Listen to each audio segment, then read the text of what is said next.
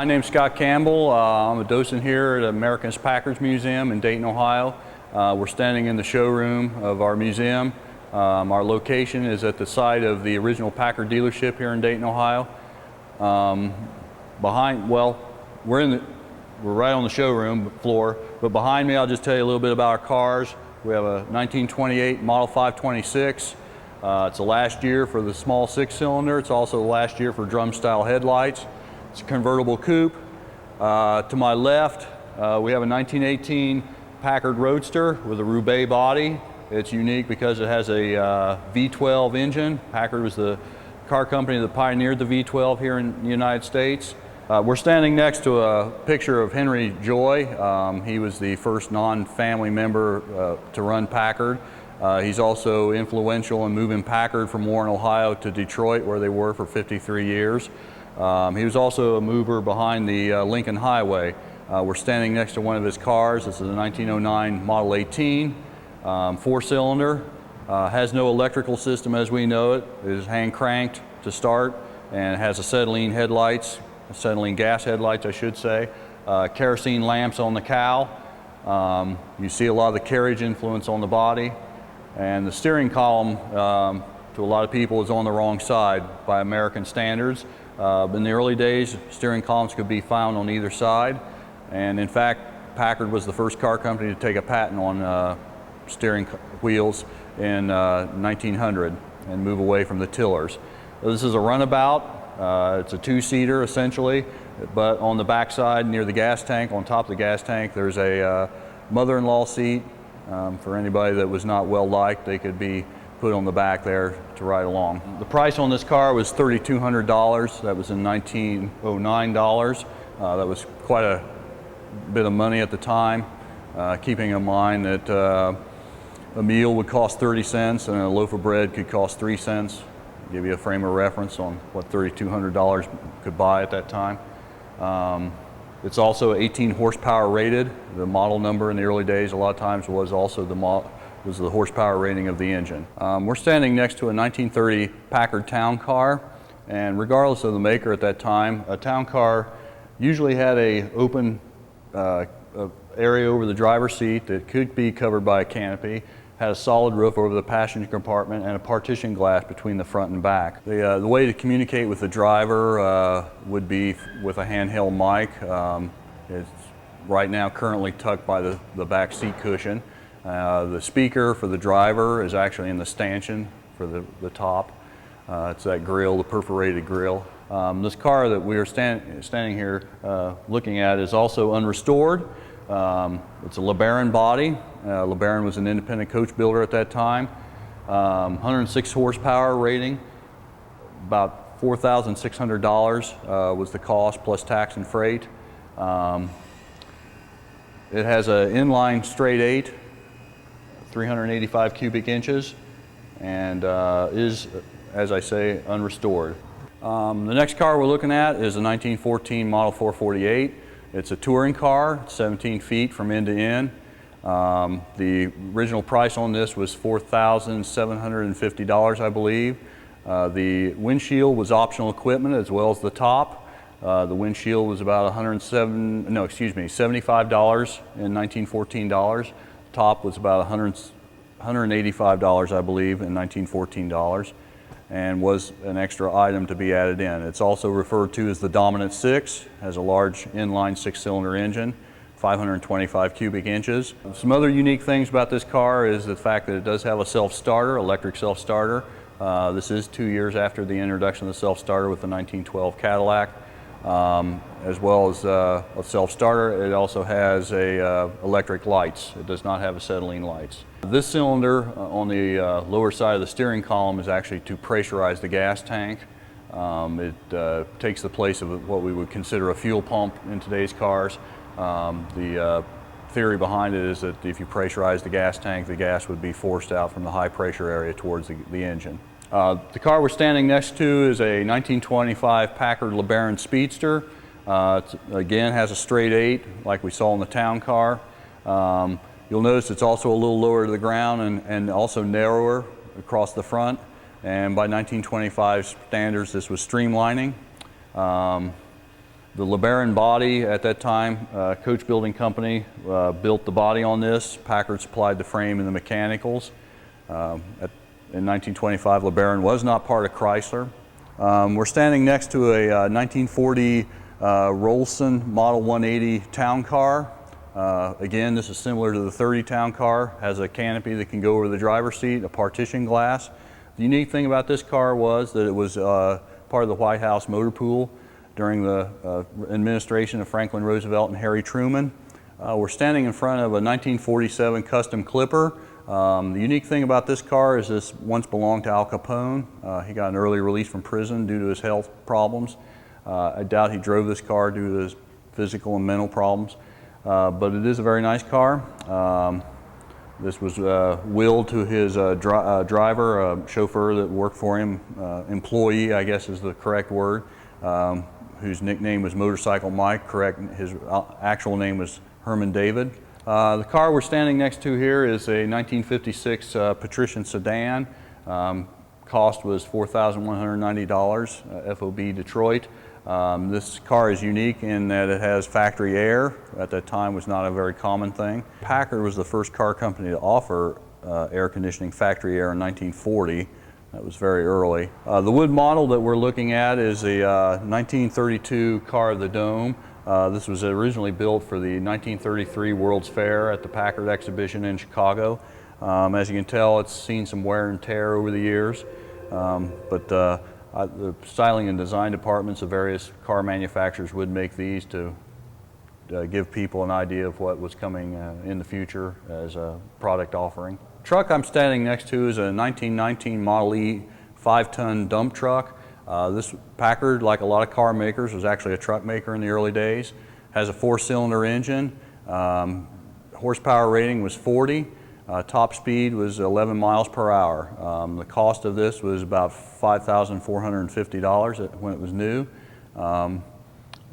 Most of the time the truck was sold without the bed or whatever went on the rear chassis. This one happens to have a dump bed on it, a hydraulic system to make the bed go up. And I believe it was part of the Barney Pollard collection at one time, and has been here at the museum for quite a while. The other unique thing about this truck is the solid rubber tires. Many trucks in the early days, the pneumatic tires of the time would not hold the load, so solid rubber tires were almost a necessity. And Packard quit making trucks, I believe, in 1922.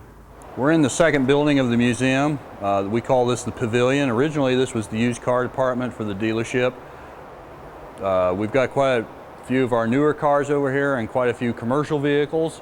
Commercial vehicles, by that I mean limousines, ambulances, taxi cab, which is not here right at the moment, the cab that is. We also have some aircraft engines. Packard had an aircraft engine division. We have a few examples of the engines they build either alone or in collaborative effort with other companies. We also have 2 Navy engines, a PT boat engine and a minesweeper engine. We're standing right next to the Liberty engine. This was a World War I and early 20s aircraft engine. Packard had an aircraft engine division from the 19-teens up to about 1954, I believe. And this is a water-cooled 12-cylinder V12 engine. This is based on Packard's early 12-cylinder car engine. It has about twice the cubic inches of that one. This is 905 cubic inches as opposed to the 424 that you find in the car engine between 1916 and 1924. This engine we're looking at is the DR980 Radial air-cooled diesel engine. Packard built this starting in the late 20s into the early years of the Depression. It's diesel fueled, which is rather unusual for an aircraft engine. This is a Packard design through and through, unlike some of the collaborative efforts they did with other companies. Behind us you may see some of the planes on the placard that Packard put this engine in to include Stinson, Buell, Waco, and several other aircraft actually use this engine.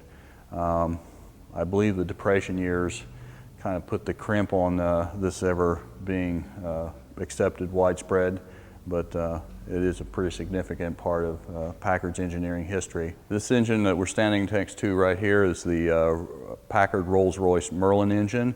This is a British design that was built under license by Packard during the Second World War.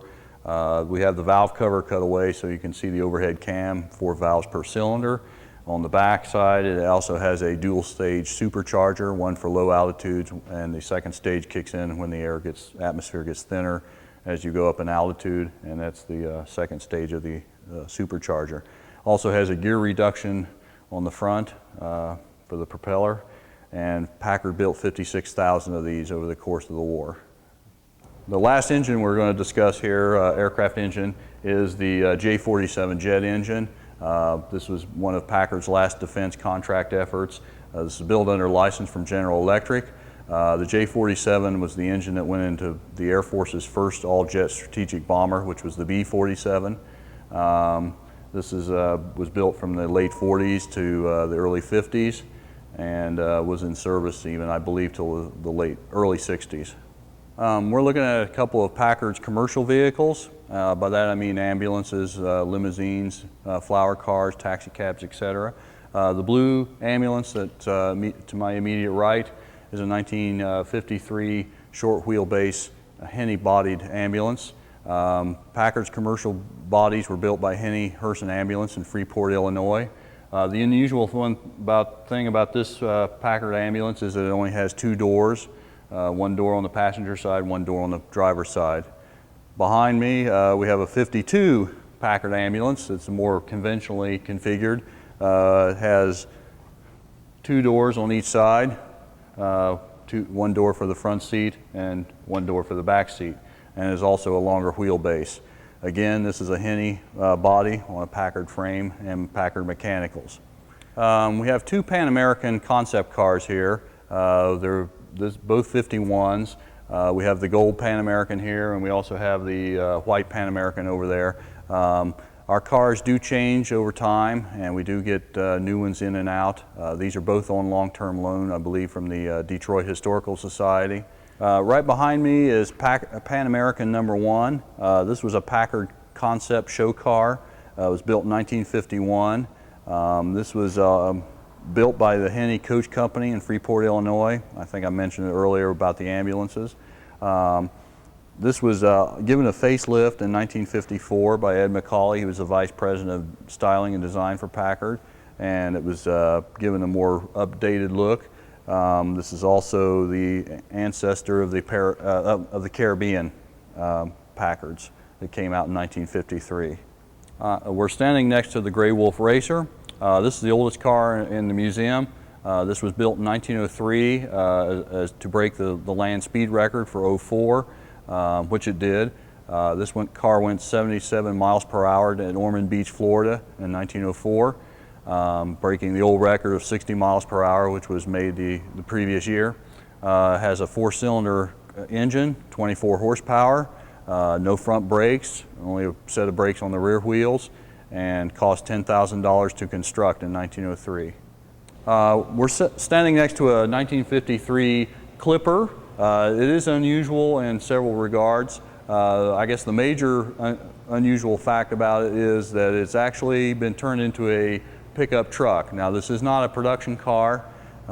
This was a parts runner truck for a car dealer in Pennsylvania, but a bed has been placed back here in the back where the back seat and the trunk would have normally been, and the top of the roof has been cut back to produce a cab for the front. Another example of a commercial vehicle that Packard built would be the executive sedan Limos. This is a 7-passenger limo. Again, this was a Henny body on a Packard frame and mechanicals. It has power windows, power antenna, no air conditioning, however. And it also has jump seats that fold out of the back of the front seat. The last year for these was 1954. Henny shut down temporarily in January of '55. Temporarily turned out to be forever, and Packard was out of the limo business at that time. The car I'm standing to now is a 1938 Model 120 Coupe. The 120s were introduced in 1935. This is Packard's first large production run car. The 120s, or the junior cars as they were sometimes called, was actually the car that saved Packard, in many people's opinion, from financial ruin in the 1930s. The luxury car market had pretty much died by 1933-34, and the decision was made by Packard's management to build a more moderately priced car, and the 120 was the answer to that decision. The 120 was introduced in 1935 and built clear up into the immediate pre-war years, and it was also followed by the 115 and the 110s. By the late 30s, trunks had moved from the luggage rack to the body of the car, however, the luggage rack or the trunk rack was still built and kept around till the early 40s. Right next to the 1938 is the 1952 Saga magazine concept car. This was not actually built by the Saga magazine, but Carl Snyder revived the effort and finished the project, and this is the end result. This was never built by Packard as a production car or sold to the public, but it is an interesting example of what could have been. The body has been actually shortened vertically by 4 inches, and consequently it sits lower to the ground. The next car away from us here is a 1954 Caribbean. This is the second year for the Caribbean after the 53 models. And you can see this is the last year for this body style, and the 55s were the new body style. And next to the Caribbean, we have a 1950 Packard Deluxe 8. This was owned by a college professor in Michigan. He owned it from 1953 to 1984 and kept very good care of it. It currently belongs to the Detroit Historical Society. And the last car that we're going to take a look at is the Panamera, one of the Panamera race cars. I believe this is a 52 and has been modified with roll bar and modern seats and other things to make it a little more drive-worthy and safe for the Panamera Mexican road race. The car to my right is a 1932 12. Packard had made the decision prior to the stock market crash in 1929 to bring out a new 12-cylinder engine. By the time the manufacturing and tooling facilities were finished, the Depression was in full swing, and in 1932 the new 12 was introduced. This 12 was built from 1932 till 1939, and I believe a total of 5,200 some cars were manufactured in those years. The car we're looking at right now is a 1930 Brewster Packard. It's another example of a custom bodied Packard. Brewster was a custom coach builder located up in New York. The unique thing about this Brewster body was that the Brewster company actually did most of the work for the Rolls-Royce plant that was in Springfield, Massachusetts. And they did very few bodies for other companies other than the Rolls-Royce plant.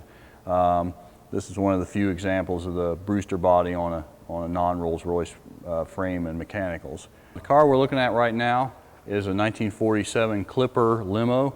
It's unusual for one reason. It's the Clipper.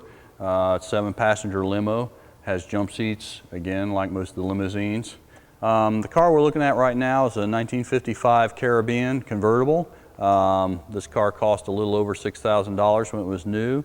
It also had Packard's biggest overhead valve V8, which was a 374 cubic inch engine. This is one of 500 made, and as a result, it's a fairly rare car at this time. The car we're standing next to right now is a 1958 Packard Hawk. Studebaker and Packard emerged in 1954, and in 57 and 58, the Packard model line was in questionable future ahead of it, and this is actually a Studebaker body shell with Packard trim, and also has a Studebaker engine. Some Packard collectors do not consider these to be true Packards, but this is an example of one of the last 2,400 and some Packard models built in 1958. We're standing next to a 1955 Packard Clipper, minus its radiator grille. This is really the only Packard we have right out here between our two buildings. The east building is to my back, and the main building's right in front of me. Next to it we have a Mercury Cougar from the early 70s, and the third car down there is a 1958 Edsel wagon, station wagon. The Edsel was built by Ford. It was a failed division. It only lasted 2 years and part of 1960, 58, 59, and the first couple of months of 1960. The 39 fire engine is built by General Fire Equipment, but it has a Packard 12-cylinder car engine and drivetrain. To my left is a 1953 Packard Clipper, in fairly rough shape, has a little more than its share of rust. And to my right is a 1950 two-door fastback. This is a fairly rare car here to my right, and these are both in our lot behind the main building. This green car right to my right is a 1948 Packard Taxi. It's waiting to get the brakes worked on. Packard did produce taxis probably around the time of the immediate pre-war years up to, I believe, about 1949 or 50. The other green car over here, I believe this is a 49. This is one of the bathtub style Packards. As you can tell, it's got a little damage here on the fender. Also has what they call a sun visor, an eyebrow over the window. And I'm not sure what we're going to do with this car, or it's a storage car, but it's been here for a while.